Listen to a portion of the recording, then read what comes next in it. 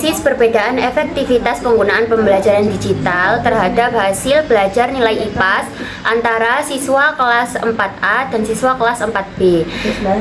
Di sini kelompok 1 itu kelas 4A menggunakan pembelajaran digital atau kelas eksperimen, sedangkan kelompok 2 kelas 4B menggunakan pembelajaran konvensional atau kelas kontrol. Di sini kelompok kami sudah memiliki data nilai dari kelas 4A pembelajaran digital dan kelas 4B pembelajaran konvensional. Nah, di sini adapun dasar pengambilan keputusan berdasarkan nilai signifikasi to Taylor. Jika nilai sig to Taylor kurang dari 0,05, maka H0 ditolak dan H1 diterima. Artinya, ada perbedaan rata-rata hasil belajar IPAS yang signifikan antara kelas yang menggunakan pembelajaran digital, yaitu kelas 4A, dengan kelas konvensional 4B. Jika nilai sig to Taylor lebih besar dari 0,05, maka H0 diterima dan H1 ditolak. Artinya, tidak ada perbedaan rata-rata hasil belajar IPAS yang signifikan antara kedua kelas tersebut. Teman-teman, sekarang kita masuk ke aplikasi SPSS dulu ya. Kita ke variabel view. Di sini yang pertama kita kasih nama nilai kelas A. Kita kasih kelas A saja, kelas A, karena kan kelasnya ada dua, kelas A dan kelas B. Nah, yang bawah ini kelas B. Nah, desimalnya ini kita ganti 0 semuanya ya. Lalu measure-nya ini kita ganti scale. Sekarang kita kembali ke Excel. Kita copy data kelas A dan kelas B.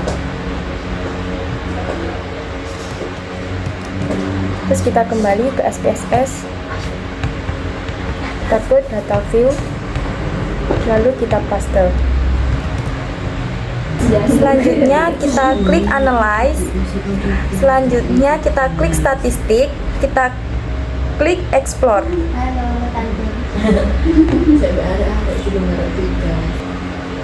Baik, selanjutnya kita pindah kelas A dan kelas B ini di dependencies. Lalu kita klik plot. Habis itu pastikan normality-nya tercentang ya. Lalu klik continue. Habis itu klik OK. Sebentar. Nah, sudah keluar. Nah, habis itu kita berpatokan di test of normality. Jadi ini nilai normalitas karena nilai signifikannya ini 0,692, maka ini lebih besar dari 0,05. Sehingga bisa dilanjut untuk dilakukan uji independen sampel test. Sekarang kita akan menguji uji independen. Kita ke data terlebih dahulu. Nah, ini kan ada data kelas A sama data kelas B. Kita jadikan satu dulu data ini. Kita kontrol copy, lalu kita taruh di bawah. Nah, lalu yang ini kita hapus, delete. Lalu ke variable view, kita tulis di sini group. Kenapa saya kasih nama grup? Karena nanti kita anggap kelas A itu grup 1 dan kelas B itu grup 2. Ini kita ganti terlebih dahulu jadi 0 dan ini menjadi scale. Nah, seperti di Excel ini. Nah, ini kan kelompok 1 itu untuk kelas 4A, kelompok 2 kelas 4B. Nah, di sini data. Nah, data view, kita klik 1 sampai nilai akhir kelas A. Kelas A ini nilai akhirnya sampai 85. Jadi kelompoknya kita tulis sampai 85. Oke. Terus ini 2.